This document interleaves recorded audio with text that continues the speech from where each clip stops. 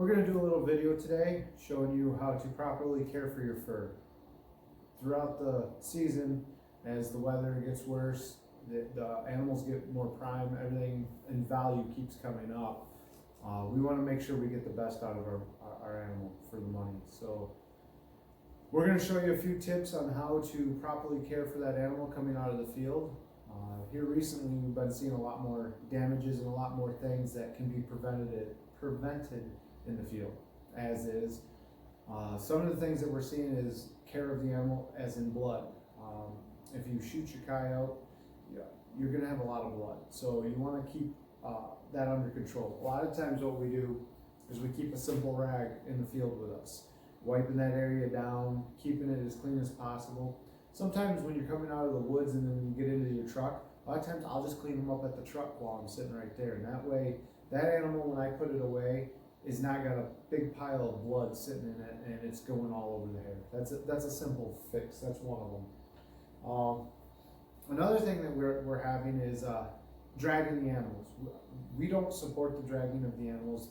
The number one reason why we don't support that is because when you drag that animal, no matter if it's forward or backwards, you're rubbing that on the ground and it's pulling on that hair, and that's going to damage that one side really bad. So we highly suggest not doing that.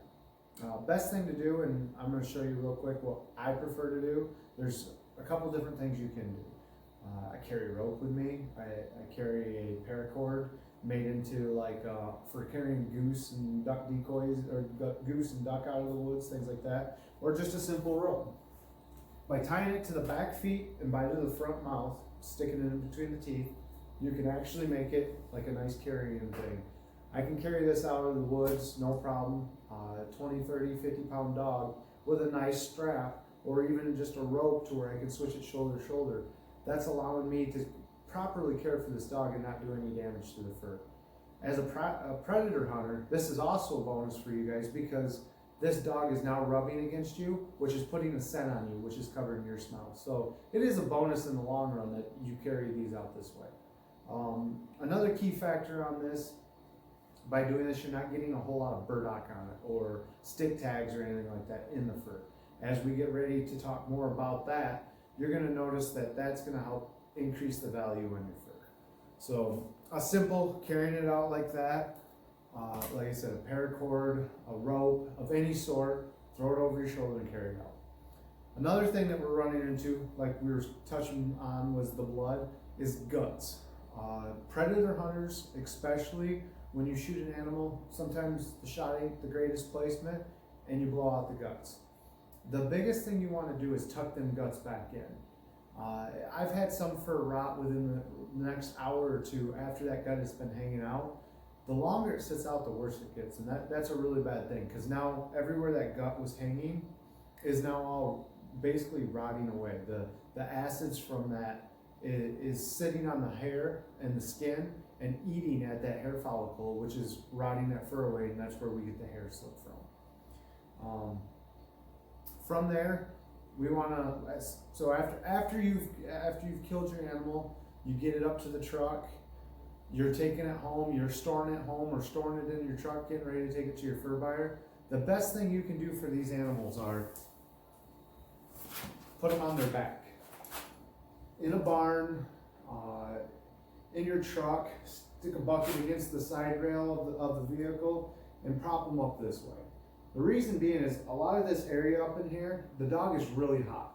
And when the dog is hot, this area is a weak spot. There's thin skin here, and we get what's called belly rot. Belly rot will start eating at the inside of the skin, which is going to make the hair slip and pull out real easy. So by putting them on their back, you're protecting that and pushing all that guts towards the back of the spinal area and the rib cage. And by doing that, that's going to cut down on a lot of the gut rot on the surface of the coyote. Now granted, you can't leave it there that long, but it does help. You can leave it a little bit longer than as if you were just laying it on its side. Another tip that we're going to suggest is, say it's like this at your barn or at your house. It's been 3-4 hours, 6 hours, and you're just not going to make it to the fur buyer or take it to the place that you want to have tan. Best thing to do is after 3 to 4 hours, lay it on its side then. Let that cool down for another 3-4 hours. You're going to allow that back to get some air to it and cool that down. a couple, 2-3 hours later, rotate it back the other way. Another great option would be to take it and hang it upside down.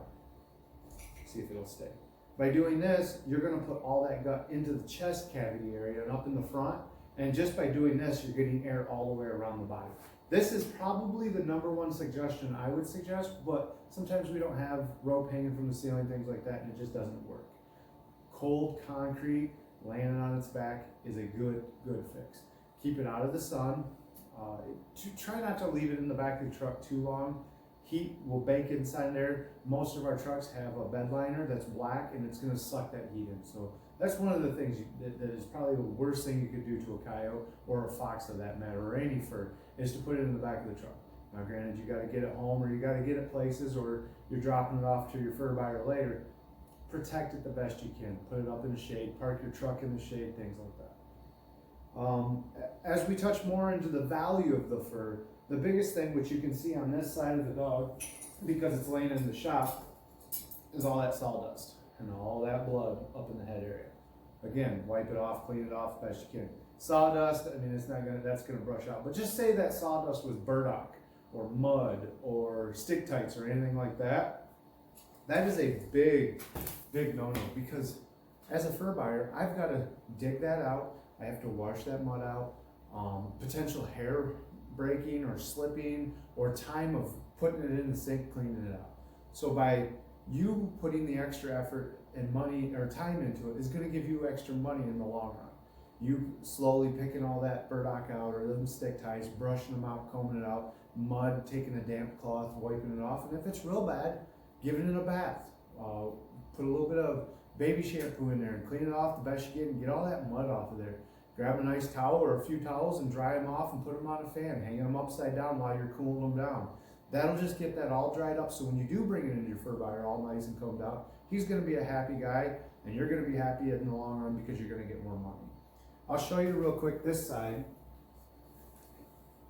This side, as you can see, pretty clean dog on this side. So big difference on if you were to bring in, say, I don't have any in here. I mean, this is still a good coyote, but the mud up in here, it's all dry and stuff like that.